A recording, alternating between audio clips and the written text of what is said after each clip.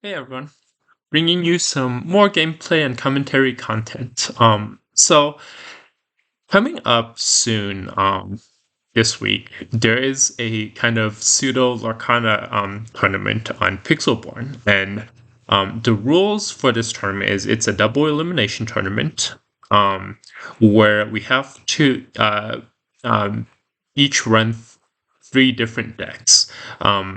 Each of our different decks must utilize a different set of two colored inks, and so among our three decks, we need to use all six of the ink colors. So I really enjoy this format because it certainly puts a wrinkle on things. You can't just run the same deck over and over again if you know, like, you're super familiar with the deck, or if you're super if you think a deck is super strong. Now you're kind of forced to at least run two really strong decks, if not all three. So this is going to be part one of three videos where right now I'm currently playtesting my three different kind of sets of decks. So today, or this video, I'll be showcasing the strongest, I believe, of my three decks, which is the right now I call it test, but it's the Amber Steel, singing with removal, board control, everything right now. So I can kind of go through the Amber Steel deck. So it just runs the song suite, which is Be Our Guest, Ariel, Part of Your World, and Ursula's Show Necklace, and then we have in Steel Simba to recurse, or to cycle away some of our uninkables. We're running quite a few uninkables. There's 4, 8, let's see, 12, grab your swords, and I think there's 4 more. But maybe it's just 12. It's either going to be 12 or 16 uninkables. And so Simba can be really helpful in cycling away some of our uninkables. Then we have Beast's Mirror, which is for card draw, along with their Ursula shell necklace. I think having just two ways to get card draw really helps give the deck some robustness against removal. Have some break. It's an additional item removal compared to Beast. And then Hercules is just a great 3-drop bodyguard if we need to protect our Tinkerbells. Simba to deal with opponent's bases. Kronk, a strong 6-drop. And then typically the grab your swords, Tinkerbell, and Smash for removal. So that is kind of the one of the decks that we'll be running. And so just getting a little bit of practice in and seeing how this deck works on Pixelborn. And then I will post part 2 and part 3 of this video going through my other 2 decks that I'll be running in this tournament. And hopefully they all do pretty well. So this game, we are going to pretty much mulligan away our high cost cards. Pretty much the rest of these. We have a turn 2 play for Beast Mirror, which is fine. We didn't get any of our singing stuff. Got lots of things that we can ink, so might well start doing that. We need to get to 6 ink. So it's probably going to be turn 2, either Beast Mirror or Be Your Guest. And then hopefully we draw into some good turn 3, turn 4 plays. Yeah, this dynamic with the tournament of having to run each of your 3 decks, wanting a best 2 out of 3 match is definitely going to be interesting, because now you're also thinking about kind of what Beast Mirror. Do you run your strongest deck first, or do you run your weakest deck? Hopefully taking if your opponent wins with their strongest deck, then you have two stronger decks to hopefully face off against two weaker decks from your opponent, right? So there's a bit of strategy um, to go into selecting kind of what decks you want to run. We'll run out the Tinkerbell and pass the turn. What I always like to do is play out a Tinkerbell on turn 3 and just like put it out there as like a threat. And same thing with our opponents. Totally fine. They're running Steel Ruby, so we want a little bit of item removal. Let's sing a song, see what we get. Get Simba. We don't really quite they do have evasive. So what do we not care about as much? Probably want the evasive Simba. Beast can be played sooner though. So let's just ink the Simba. Sing the song again. Grab another Tinkerbell. And pass the turn.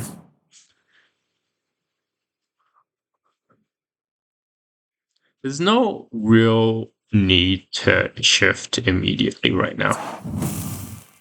Yeah, same thing. But now that they tap down their Tinkerbell, I'm very likely to just shift and kill it off. And that's the cost of getting a loot in, I suppose. Probably want to keep the beast. They have a fire to cannons? Yeah, they looted away a fire to cannons. Okay. So we don't want another Tinkerbell. We'll shift this on. And we will kill this.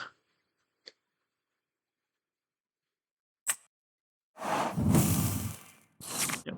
And if they run the hook in, I suppose it's a pretty even trade. I do have a Beast's Mirror for some additional card draw left. So I think in general, I'm okay with the opponent having more cards in hand than I do right now.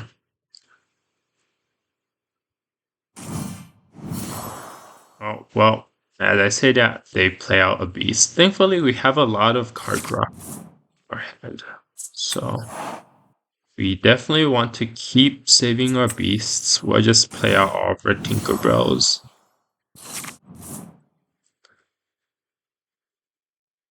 They probably also have a bunch of Tinkerbells. It seems like a pretty even mirror matchup here.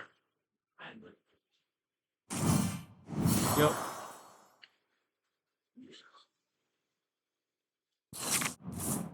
Cool. We'll play another Tinkerbell and pass the turn.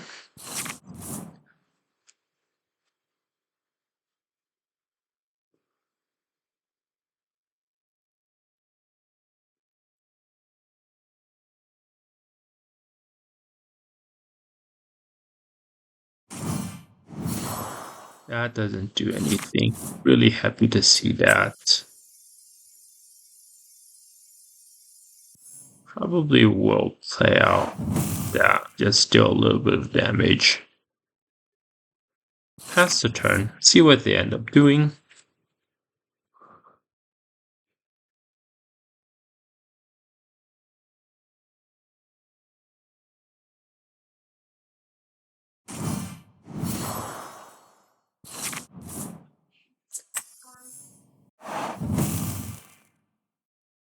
We will grab a Simba.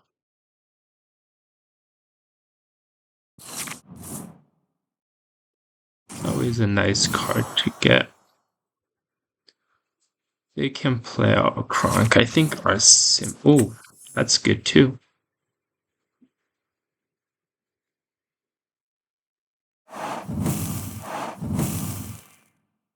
Now the question is, do we actually want to sing? Yeah.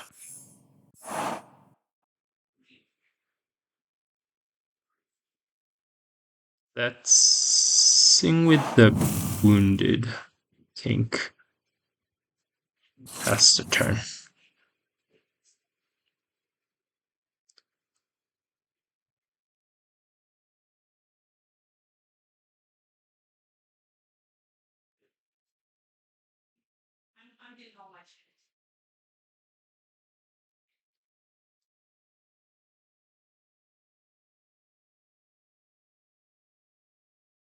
Yeah. Well, what will our opponent do?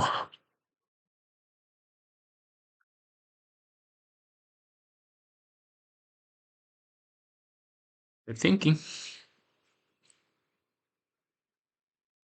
They are thinking.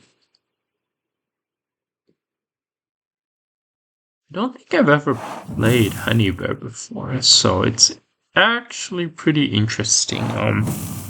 Okay, so they have two. Grab your swords and fire the cannons. Impressive.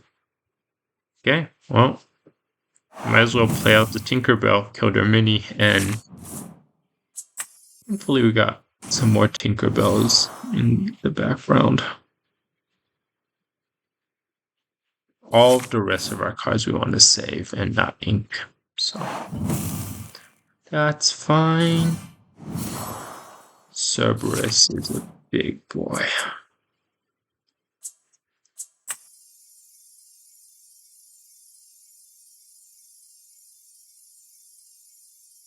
Probably want to play out the other Tinkerbell and pass.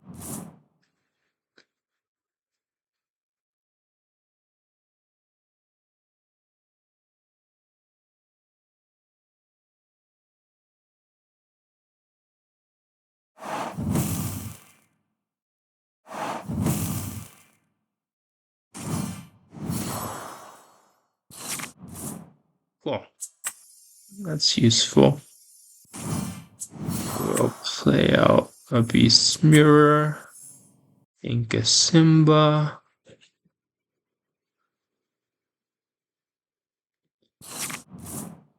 Pass turn. They have yeah, some pretty tanky characters on board. It's kind of hard to swing in. What I'm probably going to do is try to get value out of the Beast's Mirror. That's nice. That's very nice. So we'll sing with Tinkerbell, grab back a Tinkerbell, play out the Tinkerbell, and then kill the Cerberus and the Kronk.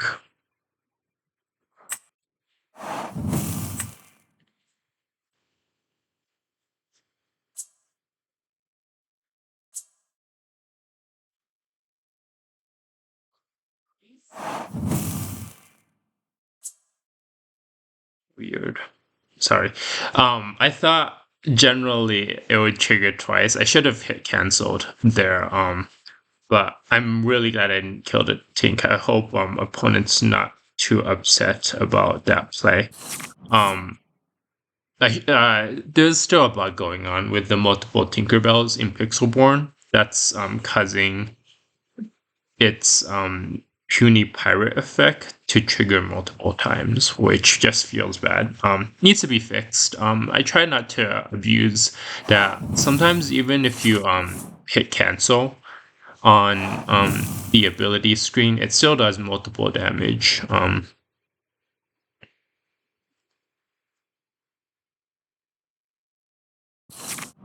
Okay. I just run out of Simba. And Quest.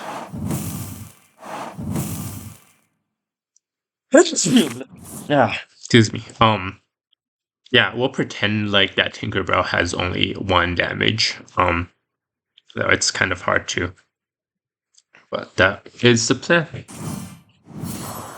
Yeesh. That's tough.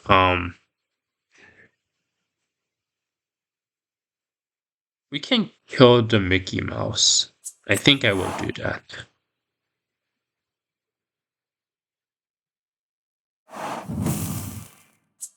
If opponent has a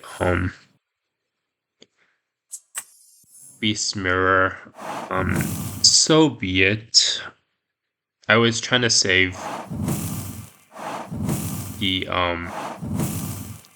the beast in case opponent plays out an item. But at this point, we want to try to gain lore and might as well ink that card.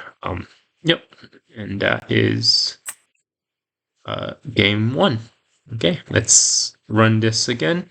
The other thing is, like just running different decks, it actually takes quite a few games to really understand and get to know how your deck faces against opponents, different types of opponents' decks. So having to learn essentially 3 decks to play really makes this tournament also a lot more interesting because now, well, I might be pretty used to this Steel Ember deck. How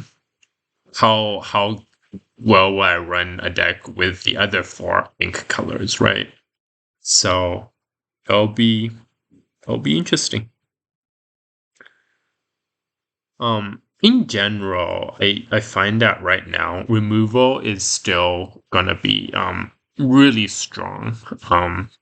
Just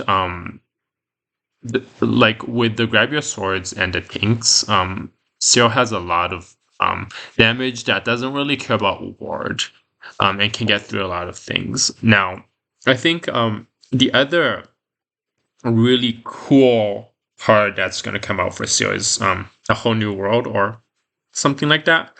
Um, it's the steel card that allows you to essentially it's a song for 5. Same cost as Grab Your Swords, but both players discard their hands and draw 7 cards. And I think that could be really strong in kind of a similar archetype. Okay, so once again, we want to keep all of our Tinkerbells and the Beast's Mirror. And okay, well, we got Ursula's shell necklace, but nothing to sing yet, so we get to go first. Let's ink the Kronks. I'm not too sure if we want to play out a Simba just to cycle out the Ursula's shell necklace, but we'll see. Yeah, like for example, if an opponent plays Maleficent turn 1, I kind of want to play out the Simba. Yeah, I think this isn't a game where we'll use Beast Mirror. But we will play out the Simba. Nice. I will take that and pass the turn. Yeah, so now we have something. Opponent can't just like quest willy-nilly with their Maleficent. Next turn, we're probably gonna play out the Tinkerbell. I find that with a mid-range control-y sort of deck that we're running, we really just want to kind of prevent opponent, handcuff them, so to speak, so they can't really do too much. Yeah, Befuddle's great if you're doing like fast things with Maleficent, but it also gives me some more ink, which I am totally fine with. So we will play out the Tinkerbell, and the great thing is now even if they play out a bodyguard card, we just shift onto Tink, and we don't, yeah, like that 1 damage ping across the board is just devastating to the board right now.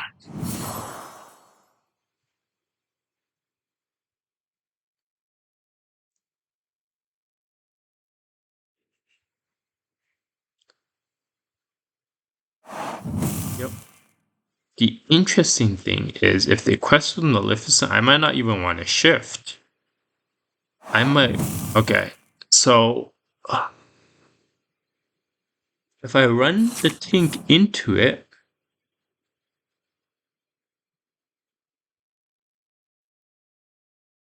I can play out an Ariel or something like that. It's probably best just to not do anything too fancy. Let's just shift. Kill off some of the threats and pass the turn.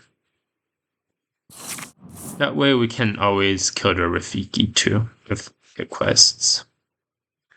I think we play the Ariel. Next turn.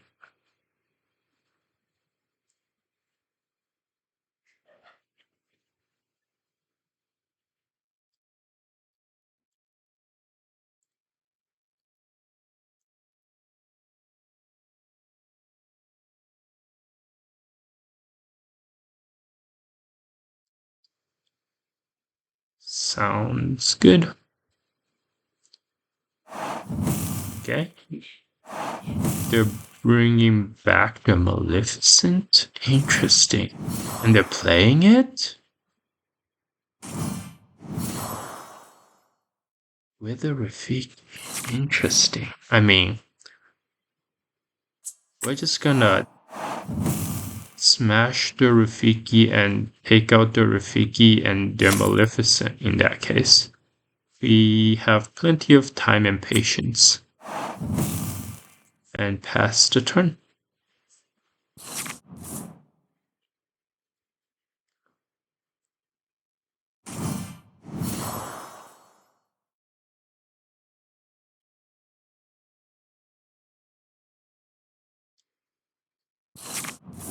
Cool.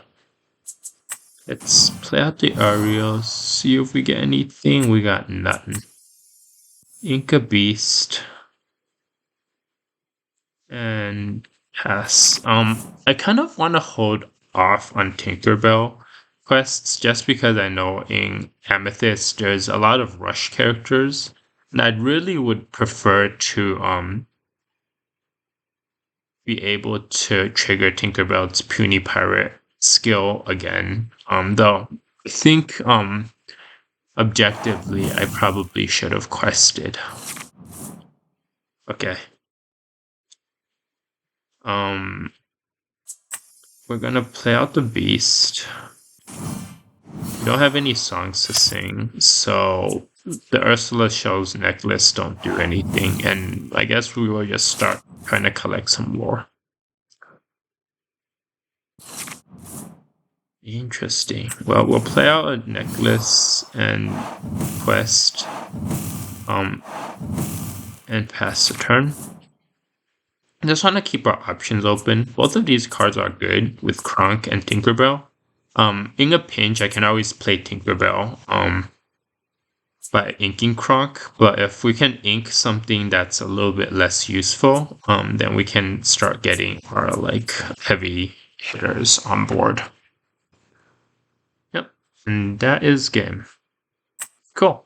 So hope that's been helpful, and I will follow this up with you should check out part 2 and part 3 this series where I kind of go through my other decks I'm running in the tournament. Hope you have a great day. Take care.